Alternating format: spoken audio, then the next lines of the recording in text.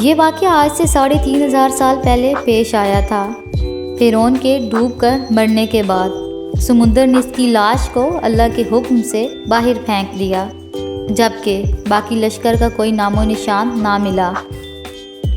مصریوں میں سے کسی شخص نے ساحل پر پڑی اس کی لاش پہچان کر اہل دربار کو بتایا۔ فرعون کی لاش کو محل پہنچایا گیا۔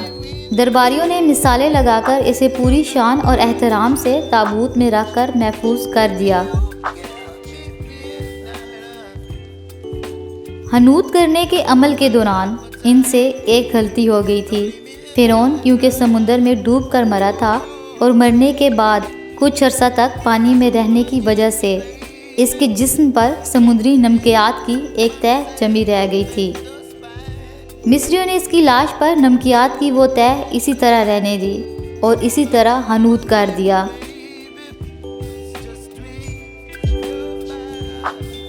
وقت گزرتا رہا، زمین و آسمان نے بہت سے انقلاب دیکھے جن کی گرد کے نیچے سب کچھ چھپ گیا، حتیٰ کہ فرعونوں کی حنوط شدہ لاشیں بھی زمین کی تہوں میں چھپ گئی۔ ان کے نام صرف کتابوں، ان کی تعمیرات اور لوگوں کے ذہنوں میں رہ گئے۔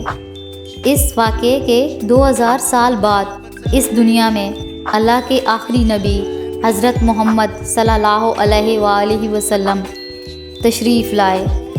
ان پر نازل ہونے والے آخری کتاب میں فرعونوں کے قصے بڑی تفصیل کے ساتھ بیان کیے گئے تھے، اور اسی سلسلے میں اس فرعون کا جسم محفوظ کرنے کی بابت آیت بھی نازل ہوئی تھی، جس کی سچائی پر سب اہل ایمان کا پختہ یقین تو تھا، لیکن وہ سمجھنے سے قاصر تھے کہ اس خدائی کا دعویٰ کرنے والے کی لاش کہاں محفوظ کی گئی اور کیسے اسے عبرت کا نشان بنایا گیا۔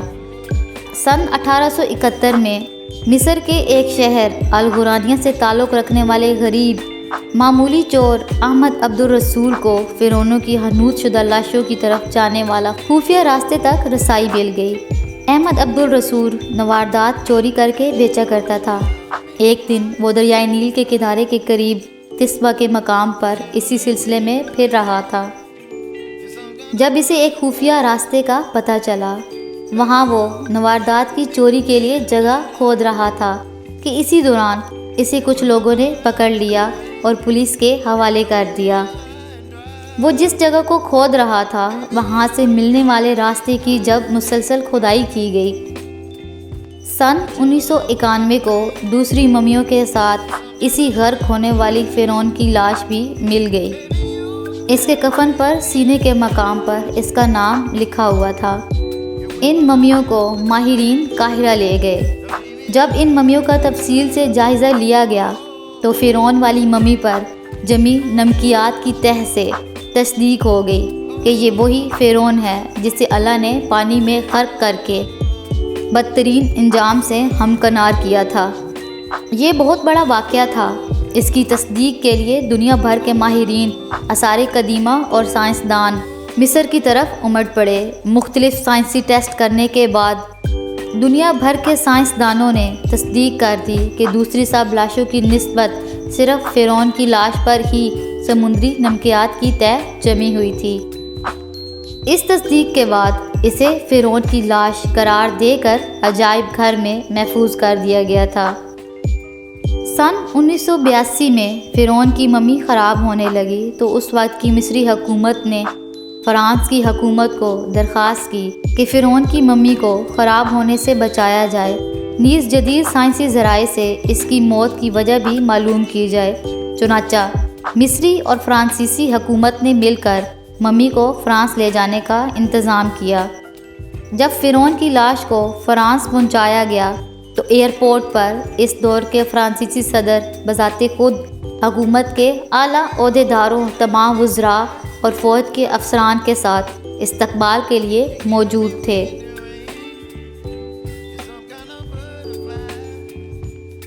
فرعون کی لاش کا استقبال کسی عظیم زندہ بادشاہ کی طرح کیا گیا۔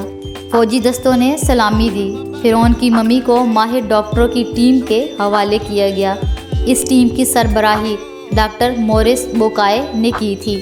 مائکروسکوپ ٹیسٹوں کے ذریعے ممی کے تمام اعضاء کا باریک منتی سے جائزہ لیا گیا تو معلوم ہوا کہ اس کی لاش اور جسم میں سمندری ذرات ابھی تک موجود ہیں اور موت کی وجہ بھی پانی میں ڈوبنے کی وجہ سے ہوئی تھی۔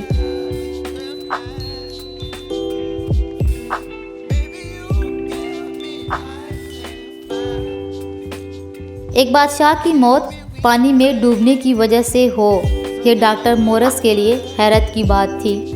اس نے اس ممی کے بارے میں مزید جاننے کی کوشش کی تو اسے معلوم ہوا کہ اس بادشاہ کی موت کے حالات مسلمانوں کے نبی حضرت محمد صلی اللہ علیہ وآلہ وسلم پر اتری کتاب قرآن پاک میں تفصیل سے درج ہیں۔ اسے علم تھا کہ جہاں سے یہ لاش ملی ہے وہ ایک اسلامی ملک ہے، چنانچہ تجسس کے ہاتھوں مجبور ہو کر وہ مصر پہنچا۔ وہ ایک سائنسدان تھا، اس نے اس معاملے میں مصر کے ہی ایک سائنسدان سے ملاقات کی۔ اس سائنسدان نے قرآن پاک کھول کر اسے سورۃ یونس کی آیت 90 تا 92 کا ترجمہ لفظ بہ لفظ سنایا۔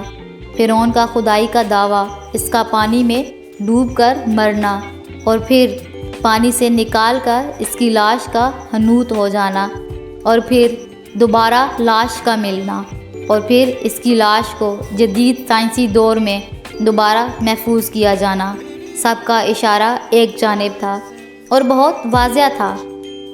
تجھے بعد میں آنے والوں کے لیے عبرت کا نشان بنا دوں گا۔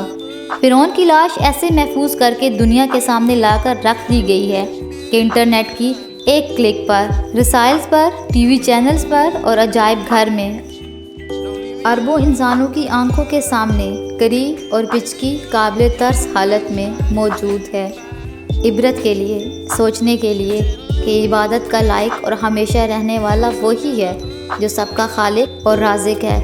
ڈاکٹر مورس نے آیت کا ترجمہ سنا تو اسی وقت پکار اٹھا، قرآن سچا ہے، کلمہ پڑھا اور مسلمان ہو گیا۔